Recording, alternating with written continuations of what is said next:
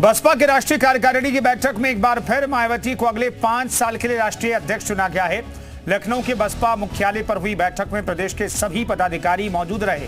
इस दौरान 4 राज्यों में होने वाले विधानसभा चुनाव पर भी चर्चा की गई। वहीं प्रदेश में 10 सीटों पर होने वाले विधानसभा उपचुनाव को लेकर के भी योजना बनाई गई है। आकाश आनंद ने नेशनल कोऑर्डिनेटर होने के साथ ही अन्य जिम्मेदारियां भी उनके कंधों पर डाली गई है।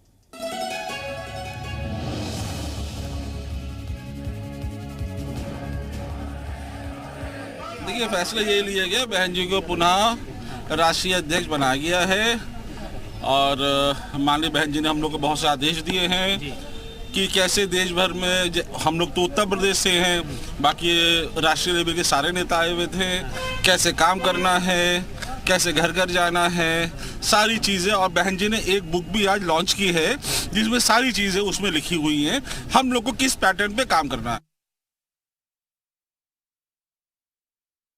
बहुजन समाज पार्टी की हुई राष्ट्रीय कार्यकारिणी की बैठक में आज एक बार फिर से सर्वसम्मति से बसपा सुप्रीमो मायावती को एक बार फिर से राष्ट्रीय अध्यक्ष चुन लिया गया है।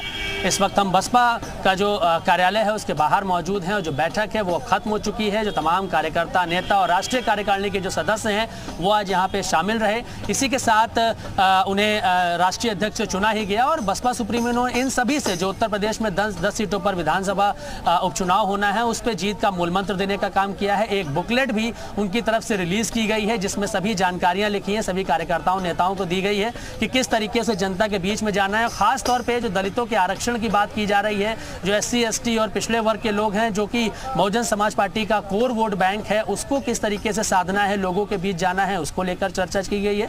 इसी के साथ क्योंकि राष्ट्रीय कोऑर्डिनेटर हैं आकाश आनंद, उनको भी अन्य जिम्मेदारियां दी गई हैं। 23 जगह का उनको प्रभारी बनाया गया है। इसी के साथ 4 राज्यों में जो विधानसभा चुनाव होने हैं उसको लेकर भी आज अहम चर्चा हुई है। वहां पर भी जो तमाम कैंडिडेट्स हैं उनको लेकर उनका फीडबैक लिया गया है कि किसको प्रत्याशी उतारना है, कौन कहां से मजबूत है और किस तरीके से आगे बहुजन समाज पार्टी उत्तर प्रदेश में होने वाले विधानसभा उपचुनाव समेत जो 4 राज्यों में विधानसभा चुनाव होने हैं उसमें उतरेगी। इन सभी बातों को लेकर चर्चा की गई है। लेकिन सबसे बड़ी बात कि खुद बसपा सुप्रीमो इस बार अपने कंधों पर पूरी जिम्मेदारी उठा रही हैं और कार्यकर्ताओं, नेताओं को अहम जिम्मेदारी दी गई है कि कैसे वो अपनी बातों को लेकर जनता के बीच जाएंगे। जो उनका कोर वोट बैंक है उसको अपने पास रखने का प्रयास किया जाएगा। कैंसर नंबारा के साथ मयूर शुक्ला, जी मीडिया, लखनऊ।